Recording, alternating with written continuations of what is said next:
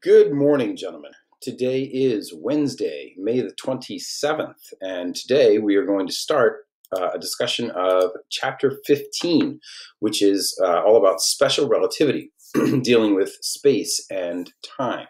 Now, before we get into this lesson, let me remind you that tomorrow, Thursday, May the 28th, we'll have a review activity on Chapter 14. Remember that at the end of the day yesterday, you had worksheet 14.1 and Chapter 14 review questions 1 through 10 due. Chapter 14 review questions 11 through 14 will be due on tomorrow. But if you want me to review your answers before you do the review activity, then send them to me as soon as possible. Okay, so let's get into Chapter 15 today. This will not be part of tomorrow's review activity. Section 15.1 is an introduction to this idea of special relativity. And it was Joe Einstein who was the very first person to understand the relationship between space and time.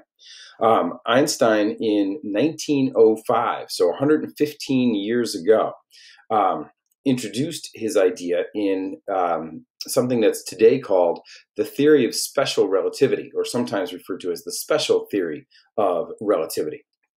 And the general idea here is that it describes how time is affected by motion in space. In other words, you can actually change the rate at which time passes by moving in space. It also deals with the relationship between mass and energy. You probably are all aware of the equation E equals mc squared. All right, that is Einstein's famous formula, and it relates the idea of energy for the E and mass, and C stands for the speed of light. So E equals mc squared is actually part of this this idea, this theory of special relativity, although it's not something we're going to talk about today. All right, so Einstein was the first one to put forth this theory that space and time are somehow related. And we'll talk about that as we go through. So the idea, we're all very comfortable talking about the idea of our existence in space. All right, we're not always so comfortable with with the idea of our existence within time. All right, we live at a very specific time, at least here on Earth. In order to describe this more specifically, we need to go backward a little bit. So let's go back to Joe Newton. Okay, now Newton thought about the universe as an infinite expanse. All right, something that was never ending. All right, it just went on and goes on and on and on. And the question that Newton asked was, does the universe exist in space, or does space exist within the universe? All right, in other words, is there space outside of the universe? Is the universe kind of like a bubble where you reach the edge of the universe and then go through that wall or whatever it is, through the edge of the bubble, and find more space, a different place? Now, what Einstein realized was that the same question can be asked for time, right? So not just space, but also time. So Einstein's question was really, does the universe exist in time, or does time exist only inside our universe? Right now, this is a really wild thing, and for this chapter, I'm going to ask you to actually stretch your minds a little bit. Think about how we exist in space and in time. Now, I'll try to make this a little bit more clear over the course of the next few slides, but this is really going to be an exercise in thought. So I want you to spend a little bit of time, get it? Thinking about the relationship between space and time. And there are some questions that you should ask yourself in terms of this. So, in terms of space and time, it's really what we call a space-time continuum. They are part of the same thing. And this is what Joe Einstein realized.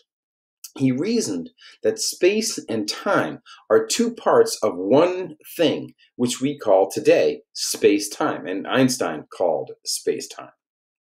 Now, we know that in terms of time, we move through time at a rate of 24 hours per day, right? There's 24 hours in a day, and how you spend them is your business, but that's the rate at which time passes for those of us who are sitting on Earth.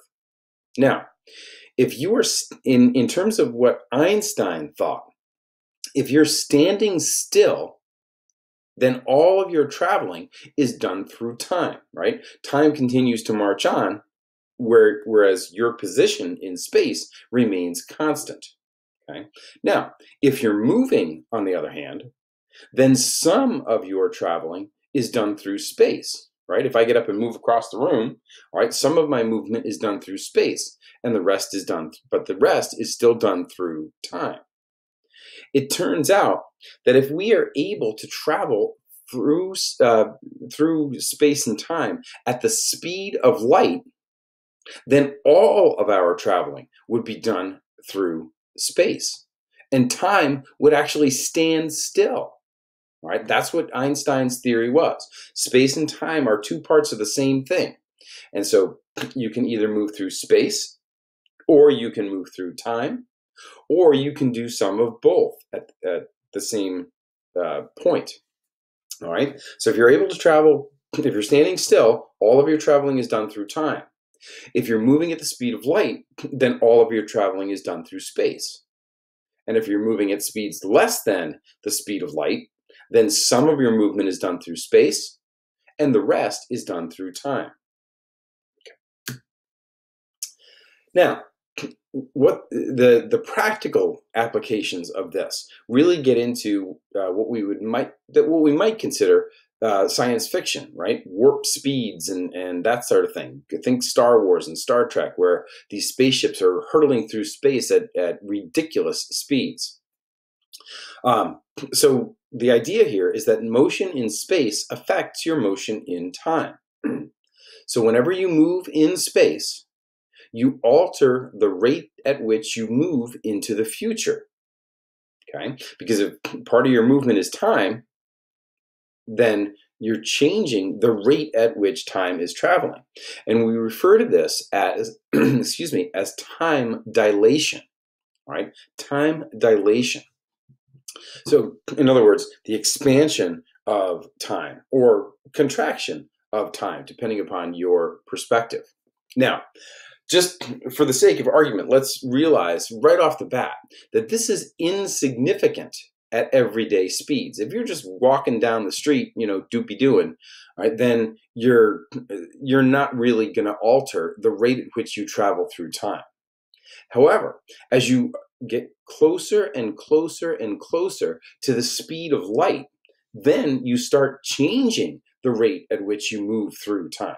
And so, although time dilation is very insignificant at regular average everyday speeds, at speeds approaching the speed of light, time dilation is very significant. Now, what this means is that if spacecraft of the future, or even just think about Star Wars and Star Trek and warp speeds and hyperspeed and that sort of thing, if these spacecraft can reach sufficient speeds approaching the speed of light, then people will be able to travel noticeably in time. All right?